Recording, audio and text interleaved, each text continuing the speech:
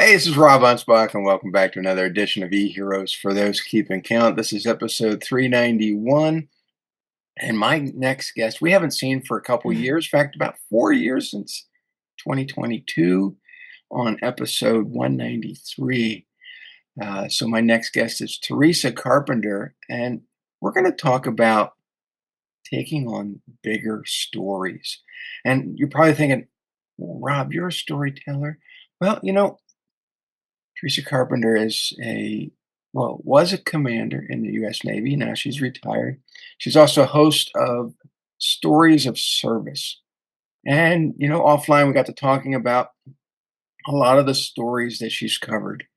And now that she's retired, she's going to take on bigger stories that maybe, she couldn't do when she was under the command of the Navy. So I want to welcome Theresa to the show. And thanks for being here.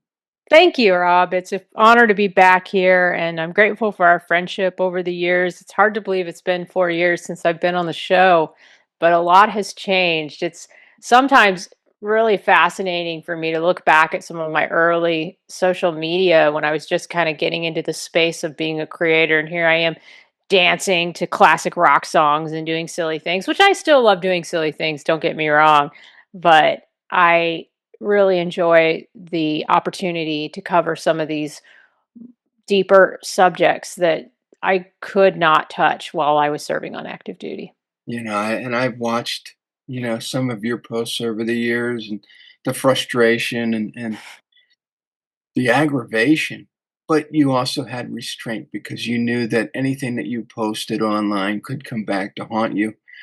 And I think that to a lot of the enlisted, that's a big concern. To some of the lower rank that you see on TikTok now, dancing and being half dressed but they're still in uniform. I'm thinking, don't they understand the ramifications if they get caught, if they get, disciplined? hmm Do, It's do, not only that, Rob. It's the idea that if they want to eventually go into something more professional, or they want to go into certain communities where they can truly make an impact, that stuff is going to be a part of what future employers look at, what future partners look at, what investors might look at. And I understand when you're 20, you're not thinking of those things. But I always say I'm 49, and thank God there wasn't social media when I was in my 20s. I mean, we all do crazy things. And I realize that the right people are going to have grace and going to understand that. But I think that it's benefits the big tech companies to keep people uninformed and dancing on TikTok Mhm. because it's harmless, it's fun, it's entertaining. And I do think there's a time and place for it. I just feel that that's the only thing that really gets reach. And it only really gets reach by design. Yeah. Sometimes the good hitting, hard hitting, controversial stories will break through, but usually only if they're divisive. Mhm. And that's another piece that I think we need to work on as Americans is we need to see that the system is set up so that everyday Americans don't have a voice. Right. And you dancing on TikTok, which I've done too, don't get me wrong. You go back to my early Instagram videos and I kind of got into it a little bit too because I was like, whoa, this stuff really seems to get a lot of reach. And I didn't do it for very long because I quickly realized how empty it is. And it doesn't really give me the voice that I feel most Well, comfortable and sharing. and lately it's rage dumping, it's trauma dumping, it's baiting people, and it's like, okay, what does your post really have to do with your business or how you're going to help me?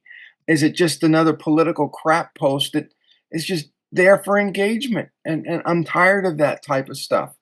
I want, if you're a consultant or even a lawyer, I wanna learn about what you do. I wanna be able to trust you.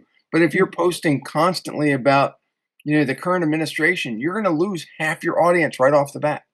Absolutely. And that is also by design. Again, I've come to the conclusion most recently that everything has nothing to do with left and right or what politicians you support. It has to do with there is a class of elites at the top, and I believe that they even coordinate with one another to spread the division so Hmm. that the rest of us at the bottom have no voice in the political process. And things like gerrymandering or not having ranked choice voting or using dark money through super PACs, all those things. And I've learned all this through people I talk to, books I've read, my graduate studies. I'm taking a master's in public leadership that teaches veterans how to run for office. And all it's really done is open my eyes to how dirty this system is and how the average American cannot be represented unless we make structural changes to the system. And I think we all saw as Americans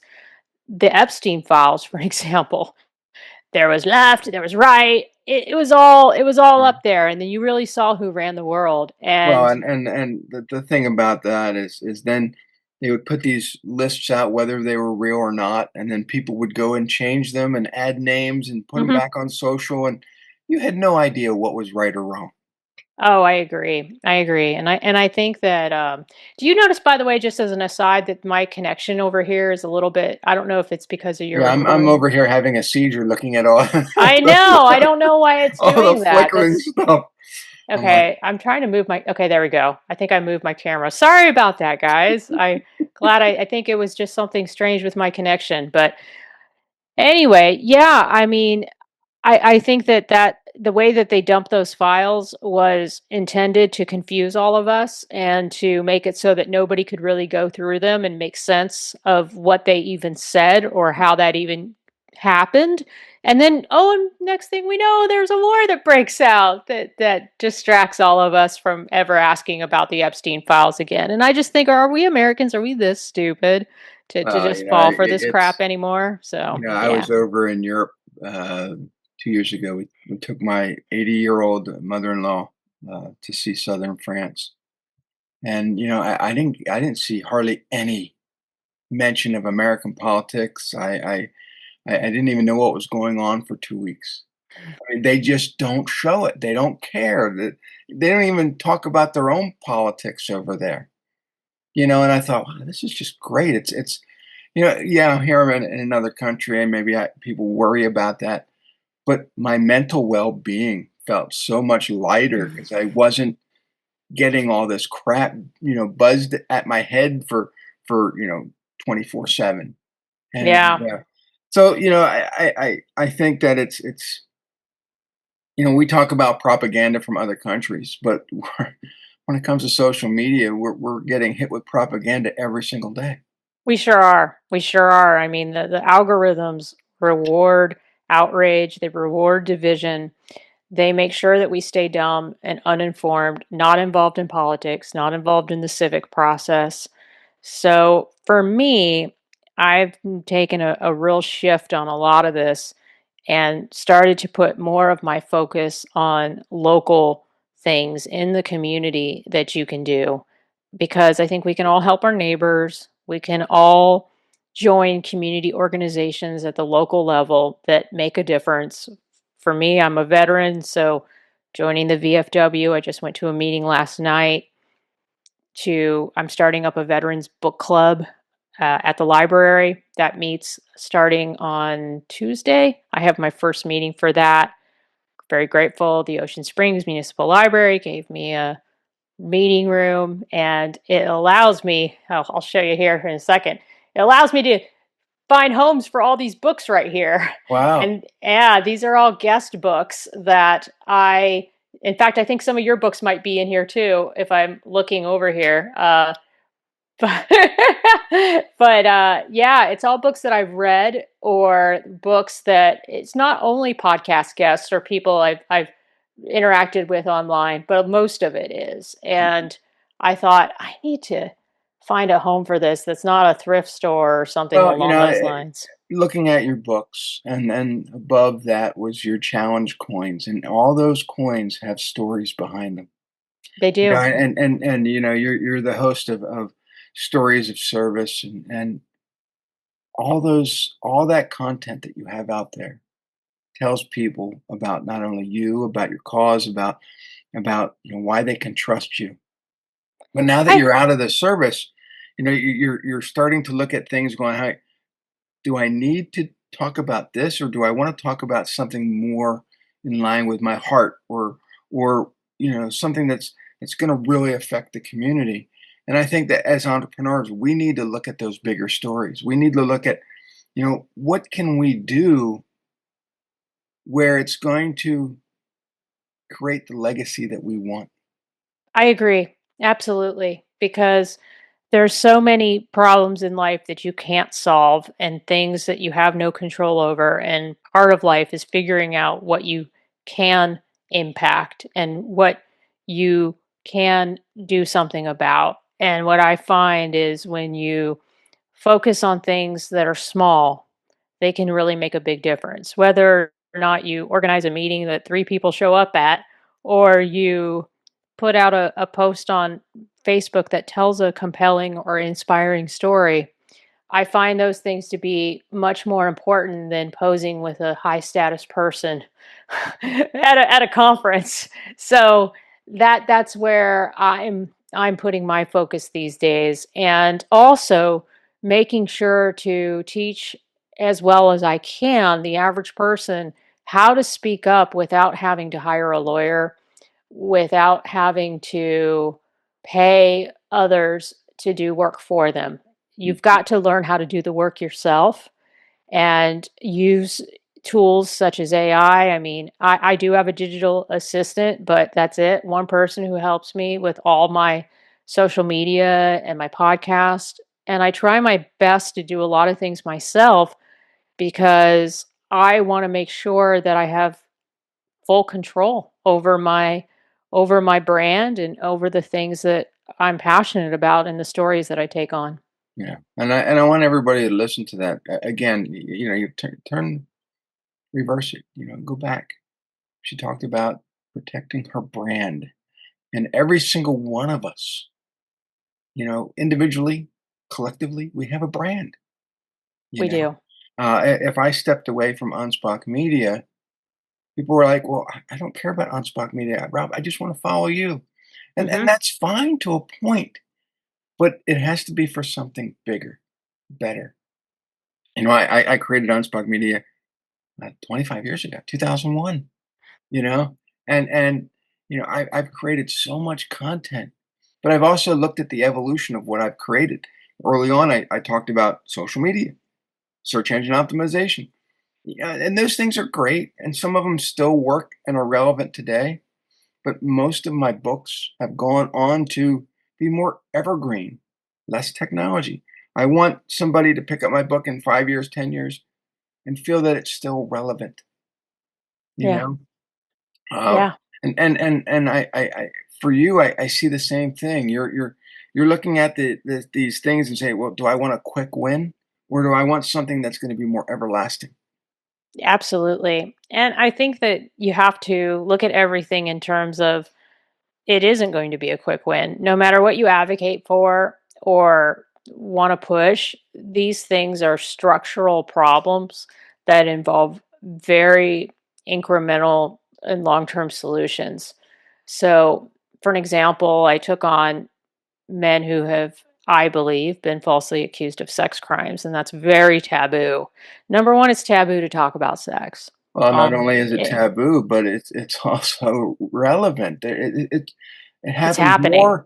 happens more than people will let on. Right. And it's not to say there aren't legitimate victims, there are, but I do believe there are more resources and more help available for victims than there are for the falsely accused. Hmm. And the falsely accused are victims too. And it's often lost in the narrative that those people are victims. And it does happen to women too. It happens in other ways. Sometimes people get accused of being a racist because it benefits the person who is accusing them to be labeled, to throw that label on, because there are laws, discrimination laws on the books, that these people can collect large settlements Yeah. if it is proven that this, and quote, and I say proven in quotation marks, But there's money out there. It's a big business Yeah. to say that you've been discriminated against. And Oh, so yeah. unfortunately, there are people who are going to abuse those systems. It is also big business to say that you have been to say that you have been the victim of a sex crime. It's big business with your VA benefits because you stand to gain about 40 grand a year in military sexual trauma if you are granted 100%. So it is a business. You can get relocated on active duty to a duty station, sometimes of your choice, near family members. You get extra lawyers. You get what's called a special victims advocate. And then the system within the military isn't fair for when it comes to due process. It all comes down to who the command wants to believe, Yeah. whether they want to believe the accuser or the accused. That's the bottom line in all of this. Because Yeah. I have people that are dear and near to my heart who I believe are legitimate victims, and they were not Right. believed. And I believe they were not believed because their command just didn't want to go through the process of prosecuting the predator.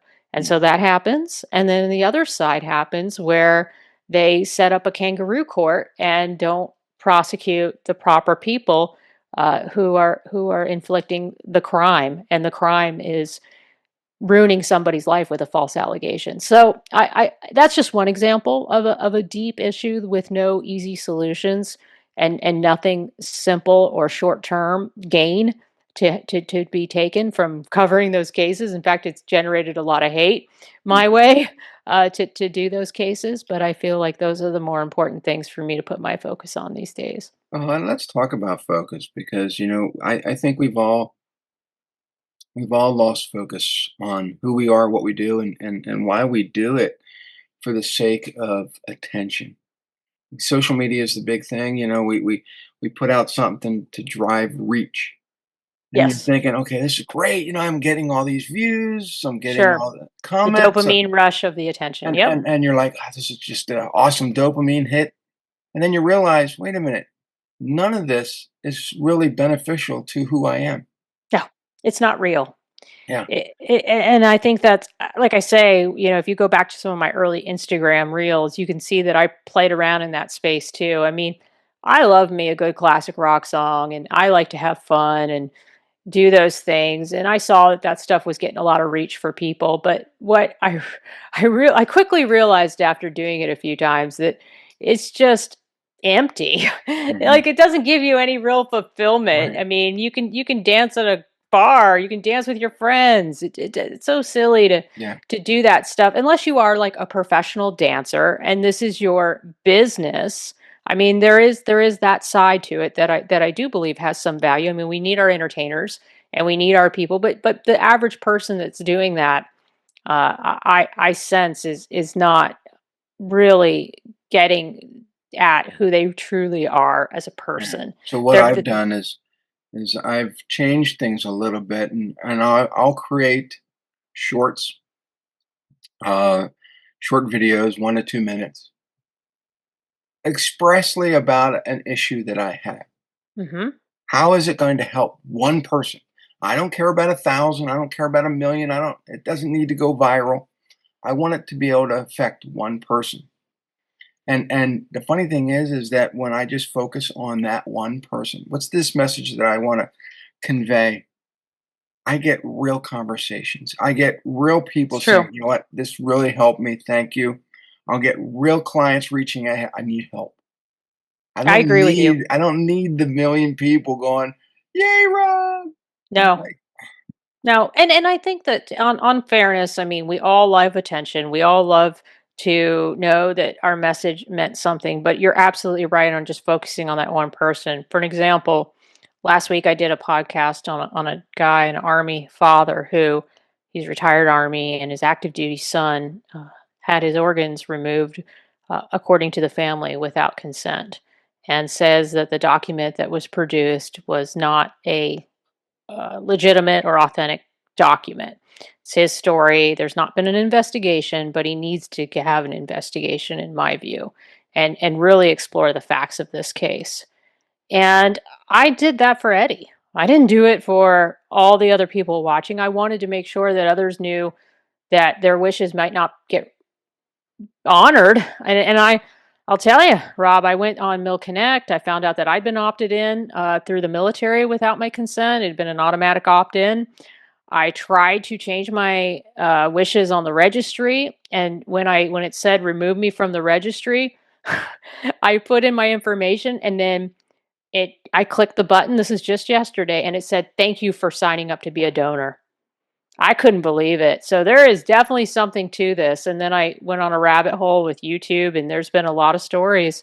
Sorry about my camera here. Let me see if I can move it again. But there's been a lot of stories about this, and it's a topic that needs to be discussed. And that story was really to help the people's family get the justice that I hope that they one day receive, and they really need to make a complaint Hmm. about this, either with the hospital or with the Gift of Life program in Michigan, because that's the only way they're going to get any answers on what happened. And maybe even if they do the complaint, nothing will come of it. But at least the awareness will be out there that they did what they had to do to make sure that other families might not suffer the same fate. So yeah, I mean, those are the harder issues that I think we have to focus on, even if they're not the short-term gains and they aren't gonna give you a ton of clicks at the moment, but I think long term, they resonate more.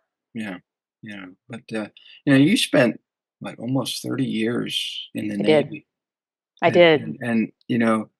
that's to be commended. A lot of people, they get their 20, they're done, they get out. You stuck, you went the extra mile, and I don't know if that was by choice, by design. Um, Um, I but met I my think you yeah. learned more in the last few years of your service than you did the entirety. Well, I believed in the system for a long time. Like, I didn't start to really doubt what I was seeing and the ways the world worked until I'd say my carrier tour. I'd say that's kind of the beginning of seeing the man behind the curtain, or the Wizard of Oz Hmm. metaphor. Up until that point, I was just trying to build my career, and I kept being challenged. And there were bad working environments, but there were good working environments. It was probably a 50-50 split. So I was just cruising along in my career. And then about the lieutenant commander mark is when I realized how political things were. And it started with me trying to hold a subordinate accountable. And I saw that she had ways to work around me and ways to basically flip the narrative and make it so that I was the one who was abusing her. And even though I don't feel like, I mean, abuse is a strong word, but she had basically ways to just kind of flip the script. And at that point, I was just trying to get everybody to do daily products and do a tracker and other very, I thought, simple things. And that's when I realized, like, this isn't about doing good work or creating good product. This is about who can look the best Yeah. and who can play the game. And after that point, I still navigated the system as best I could. At that, I'd met my husband, and he really wanted me to stick this out as long as we could for our long-term financial goals. But it just steadily got to a point where I was like, "Oh gosh, I don't know how much longer I can take being in a system that's not set up to be fair." Yeah. And eh, I've had those situations. I was in an organization. I was on their board, and the board members, they confided and they said, we don't like the way the system is. What should we do? And I said, well, this is what we can do. And so I took action. They weren't ready for my action, and then they sure. threw me under the bus. And I'm like, what? And I'm like, Yeah. screw this. And there's going to be situations like that where you can't control anything.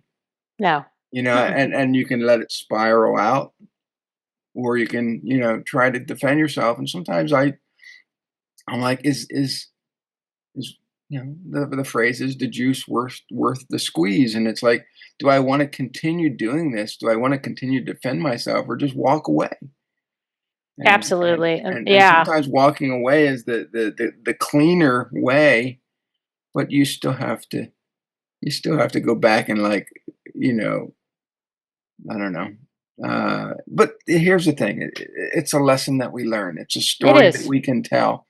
And every single book that I have written, there's stories in there that I share my perspective, my opinion, my thoughts.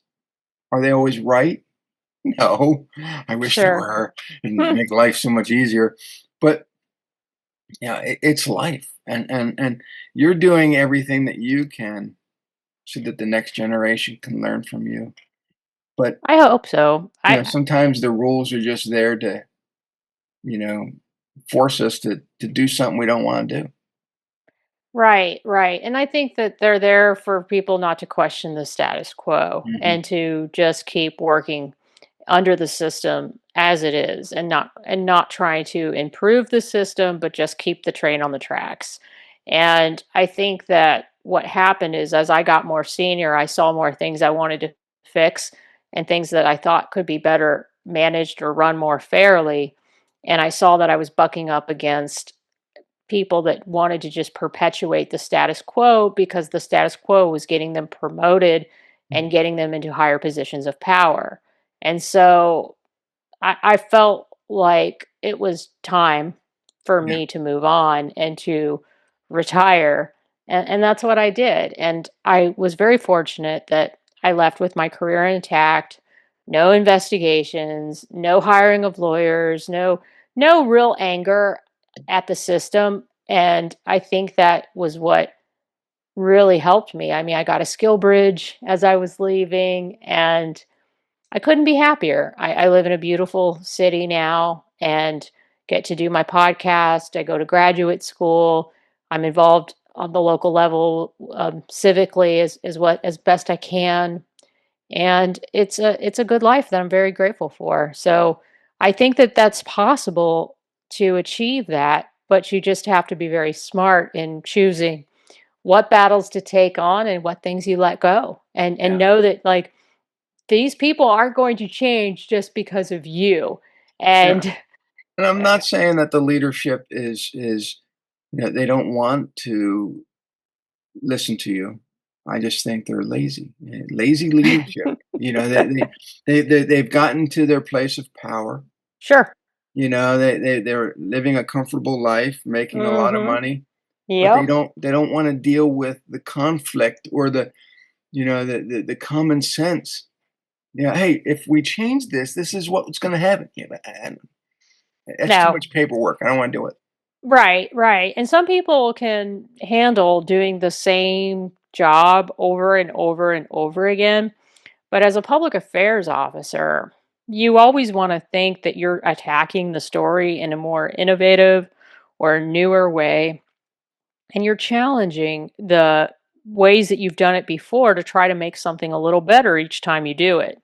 And Mhm, what I found is the only thing they really want public affairs officers to do in the military at the command level. I'm not talking about if you're at a CENTCOM or a geographical combatant command, but if you're just at a lower level or a lower echelon command, they just want you to repeat verbatim the same stale talking points that don't really move the needle, don't generate a lot of reach, and don't really do anything but keep the train on the tracks. mhm, And if that's all you're doing, and then if you have to subscribe to a system that sort of sells your soul in order to get to the places that they actually communicate compelling messages, well, then it's not really worth it to begin with. And so that's where I ended up mhm. in the military, and it was interesting. It's been quite the journey. I was a little left of center politically for a while, then I went over to the right a little bit, and now I'm just apolitical and nonpartisan because I realize that it's all just a big game between Yeah, elites and and the and I rest of us. remember I remember you were Hmm. posting a lot about, "Hey, this particular candidate," and you're proud Oh, and I was so I was and and and so I hopeful was about like, him. this is Yeah. great, somebody's standing Yeah. up and Yeah. and it's not that we have buyer's remorse because we voted for this person. No, It's I just don't. and I still think they have good intentions. However, it's the constant.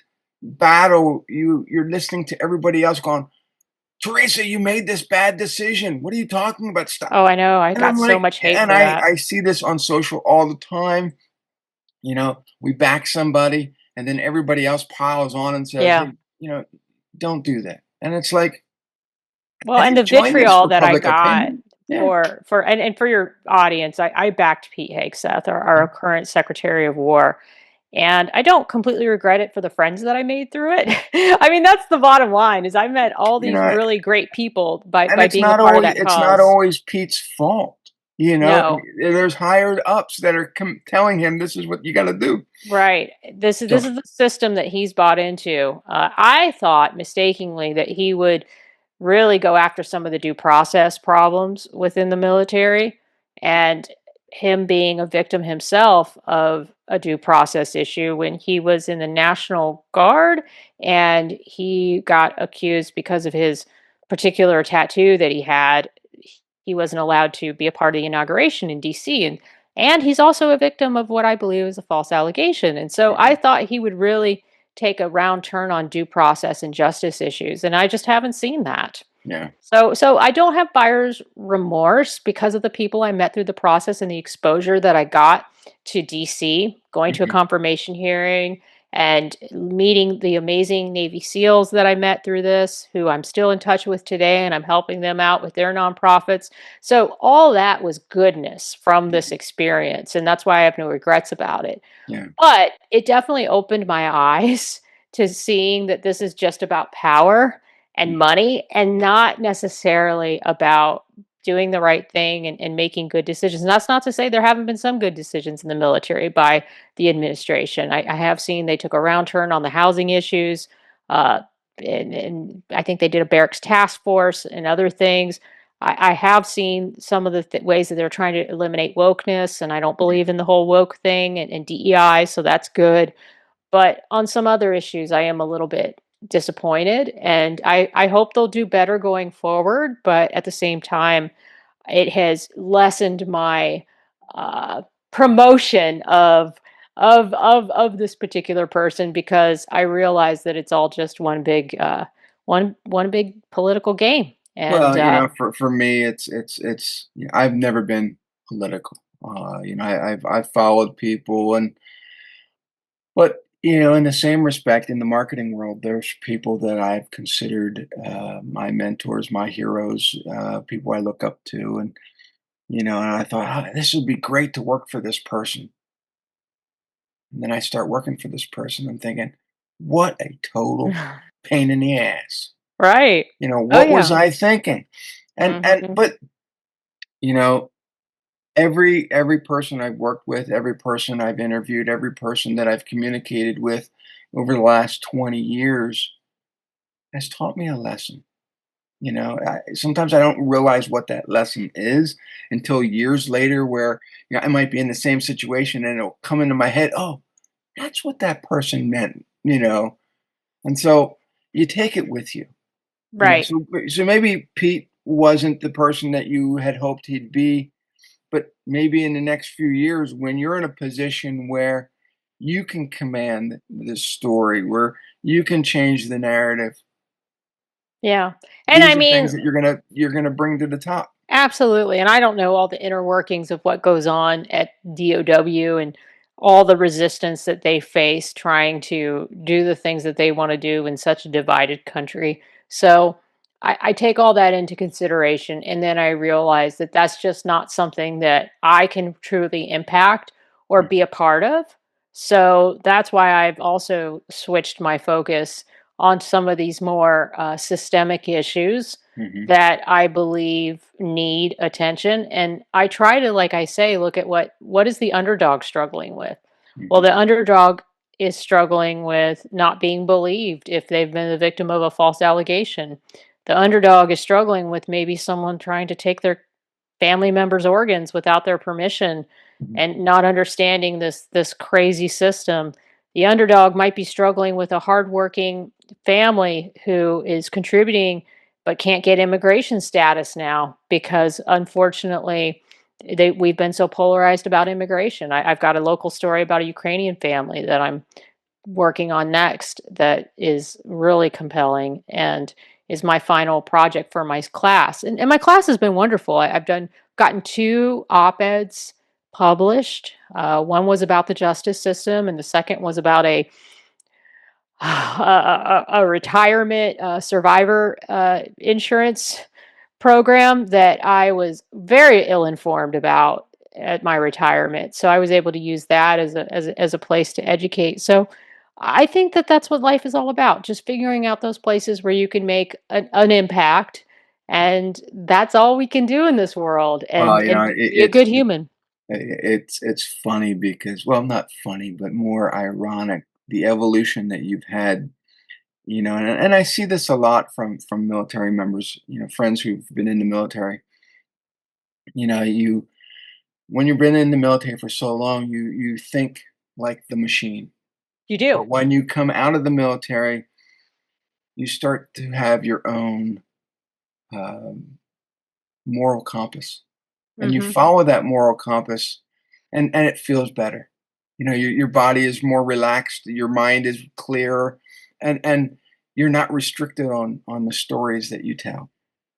I agree. That is so true. And I think that every veteran is struggle sometimes not every, but many veterans struggle with finding purpose Hmm. and impact after leaving the service because you have that built-in camaraderie, the built-in mission, and then you leave and it's like, well, what do I do now? And I have not struggled with that. Hmm. But I think that's because I always had outside things from an early stage, from about 2008 when I started a local. Well, I helped revive a struggling boxer dog club, all the way to where I am today. I've always found other ways to have meaning and purpose that was beyond the military, Hmm. and I think that really sustains me and sustains me now in ways that I see some of my other comrades struggling with. And the other big thing is just being active. Hmm. I see so many veterans at the VA, for an example, that I feel would have really benefited from being active physically Hmm. throughout their lifetime. And they're now in their 70s and their 80s, and they don't have the strength or the vitality that I feel like they could have had if they had started early on with lifting weights, Hmm. going for walks, and being active. I play pickleball once a week. I am going to attempt the New York City Seal Swim. In fact, I go swim my first time laps on tomorrow. I don't know if I'm going to do it or not, but I want to support my buddy Bill Brown and his initiative in New York. I believe in it this August.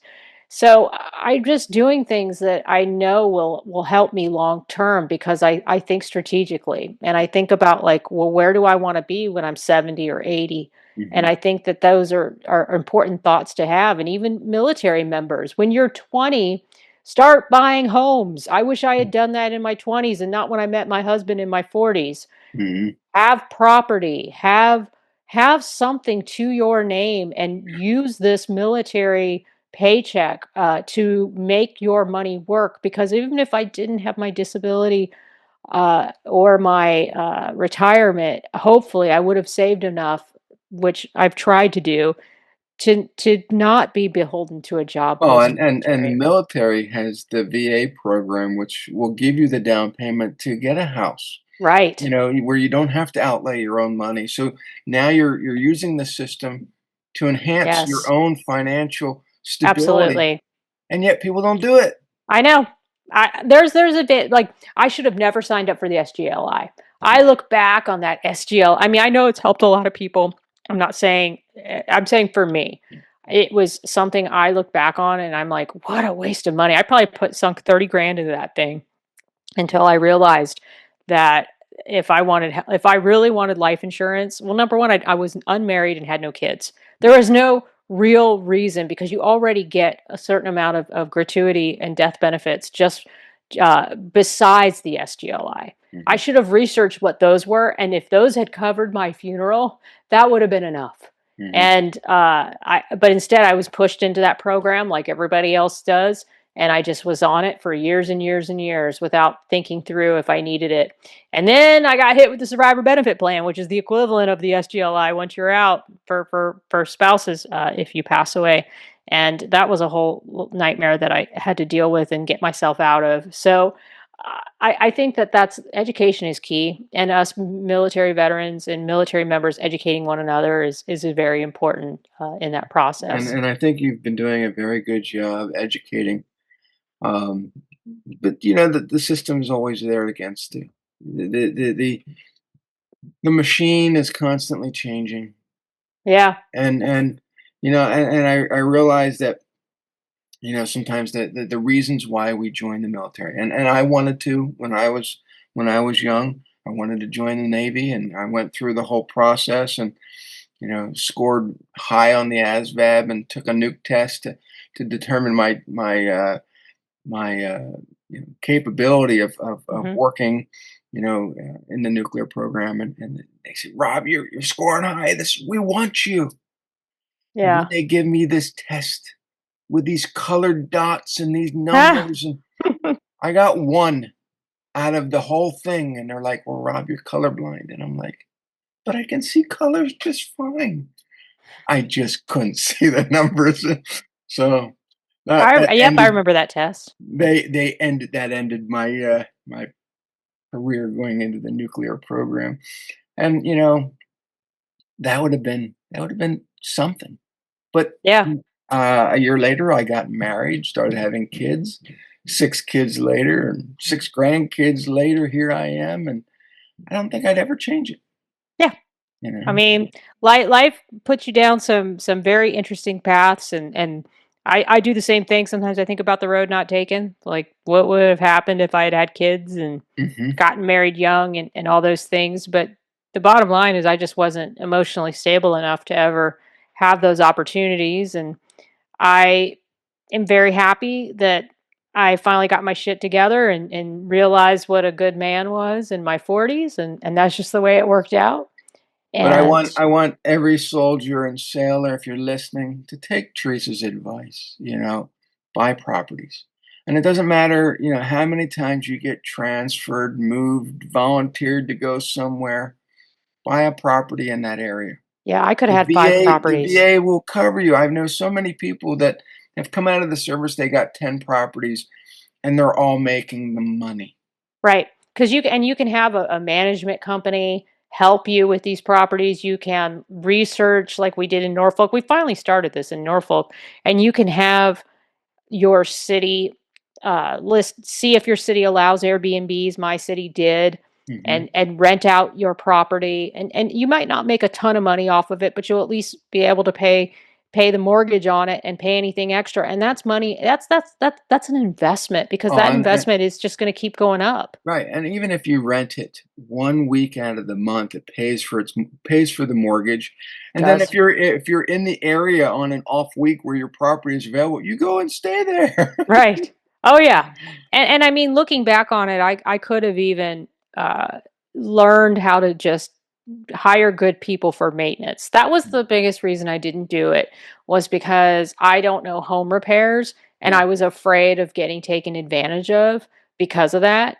And I think that I could have overcame that fear and tried my best to just use word of mouth and recommendations and things like that to get good people in there, and then buy a home that's new enough that didn't maybe need a ton of renovation or a ton of flipping.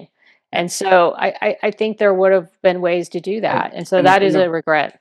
the thing is that you had fear, but it's the same fear that people have joining the service. Hmm. It's the fear of the unknown. You've Yeah, already conquered that joining the service. I know. So it was like, So why didn't I buy the uh, property. buy the property? But there were certain things. I think, well, what it was with me, Rob, is that I have a lot of trauma around money and around not having enough money. In fact, that's one of the reasons why nobody can really sell to me very well. As you probably know, like it's really hard to sell to me and get me to buy You'll anything. like my next book, and I'll send you a preview copy of it. Oh, But I'd love it. it's and I'll pull the title up here now. I'll tease this out to everybody because this one is going to be a real game changer for those who don't know how to control money. And this is called Mhm. Stop Fucking Up. I crossed the U out because I want to keep it cleaner, but the subtitle is Overcoming Multi-Generational Patterns That Leave You Emotionally and Financially Bankrupt. Mm. And so I go through chapter by chapter, about parents being their kids' ATM, about, relying on a tax refund that never comes, Right. going through Mhm. all these things on eventually teaching you how to save money. Right. And I did this because, I got tired of being that person that people relied on for money all the time. Rob, can I borrow this? Can I borrow that? And I'm like, how about I just buy you groceries because, or, we can't pay rent. Can you help us out? So it was, I, my frustration was I have to write this book to help people, Mhm. and last year I wrote a whole series of books called the Can Go to Hell book series. Debt collectors can go to hell, slumlords can go to hell, HOA boards can go to hell, and the IRS can go to hell. And very provocative titles. But at the end of the books, there was template letters that people could use to fight their cause to help them get out of a jam. And this one now takes it a step further and helps them on a financial path because you know what I think is one of the biggest traps for people is the refund at the end of the year for taxes. I haven't gotten a refund in 30 years. I'm an entrepreneur. I pay in. Sure. But they're like, well, uh, we were expecting 5 grand. Mhm. But why? Or Right. then because of their situation where they share custody of kids, now they're not able to claim all those kids, and so now they're getting a smaller refund, and they're, "Well, Rob, we had plans for that money." Well, whose fault is that?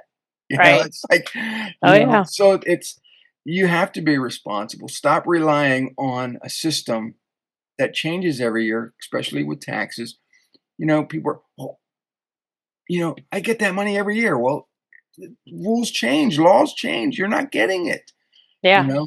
Yeah, I've never relied on that kind of money. I've always lived way below my means my Mhm, whole adult life, and I think that was because as a child growing up, I felt trapped. mm, I didn't have a very good relationship with my mother, and if it had been up to me, I would have left the house when I was eight, and lived on my own. So I was ready. I was ready at the age of 16 to get out of that house, and I did live on my own my senior year in high school, partially supported by them. But then after that, they cut everything off, and I knew that anytime I worked, that money was the only money I had to sustain myself. And I was never going to go back into a situation where I had to rely on another human being for mhm, my livelihood or to sustain myself. yeah, And so, because of that, I always had more money in the bank or more money saved up than what I actually needed. And I was never a person who overspent. Now, when I met my husband, my frugal ways kicked up into overdrive because he's even more conservative than me about resources.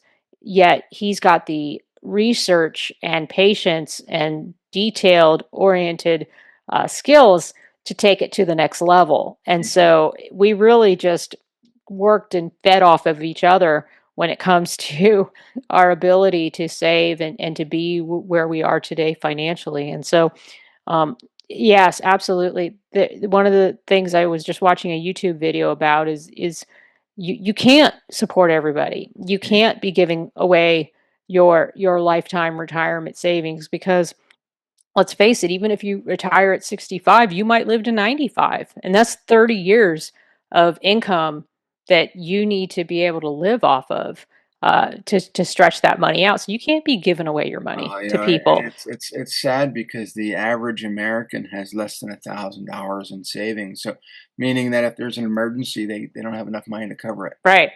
And you know for me, with the average rents now exceeding, 1,600 hours in some areas, 2,000, my mortgage I bought, bought my house 23 years ago, so my mortgage is rather low for a 6-bedroom, 3-bath house, so I can afford it. But at one time, I was like, I want to have enough money set aside that if something happens, my mortgage is covered for 5 years. Yeah, for And so sure. I got to that point, and it's like, well, now I want to save more. Yeah. What if this happens? What if that happens?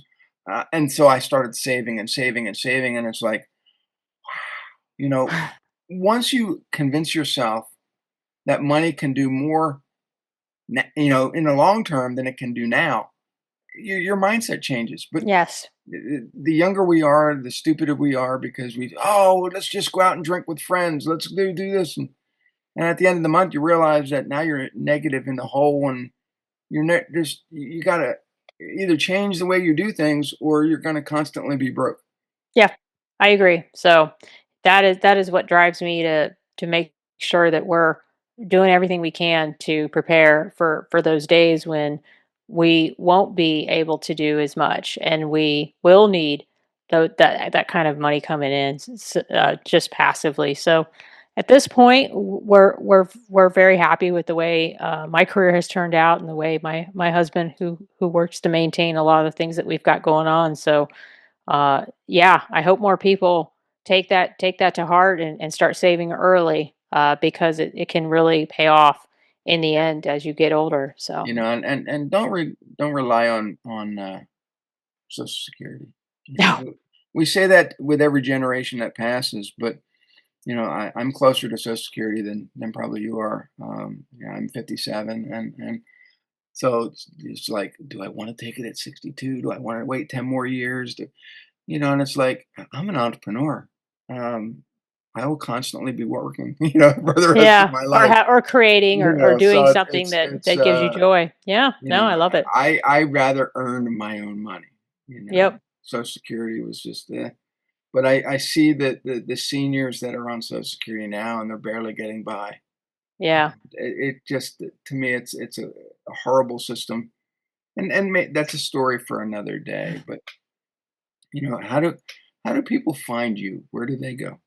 So I am on many of the socials, not active on all of them. I'd say the most active social media channel I have is LinkedIn. So you can look me up. It's Theresa Carpenter, Teresa with an H. So Theresa Carpenter, Carpenter. I also have my podcast, Stories of Service, or SOS for short. So you can put in Google SOS and my name, and my podcast will come up, either my YouTube channel, or wherever you find or listen to podcasts. And then I also have a website called Teresa's Tapestries, and that's where I park a lot of my blogs from my podcast, as well as I put on there a certain cause. So I've got right now, the military false allegations. I really dug into that cause pretty deeply, so I devoted a web page to it and the research, so that there was a one-stop shop for people that want to get educated about that issue. For an example, sometimes I put my op-eds on there. If I get published in a third-party outlet, in fact, I'm meaning to add one more link to that, and I'll put that there. So those are the places people can find me. I'm on IG, I'm on Facebook, and YouTube. So, yes, please reach out to me and follow my work. And thank you so much, Rob, for this opportunity to talk about some of these issues and things that are important to me as I move through life, like all of us. And as everyone moves through life, I want you to take the time and the opportunity to visit Teresa on her socials, to listen to her SOS Stories of Service podcast, because she does cover some of the bigger issues that you may not find on some of other podcasts, and she puts her heart and soul into it, and you don't find that a lot, with a lot of podcasts, and I know that I've you know have episodes where maybe it's not as meaningful as others, but every time Teresa gets on here, the conversation goes a little deeper. And so, I want people to understand that when you go through those deeper conversations, you become, you take on the bigger stories. You start to discover what is right, what is wrong, what is, center to your moral compass. And Teresa's been doing a good job doing it. Awesome. Thank you. I appreciate that, Rob, and thanks so much for the opportunity. With that, I will bid everyone adios, and we'll see you guys on the next episode.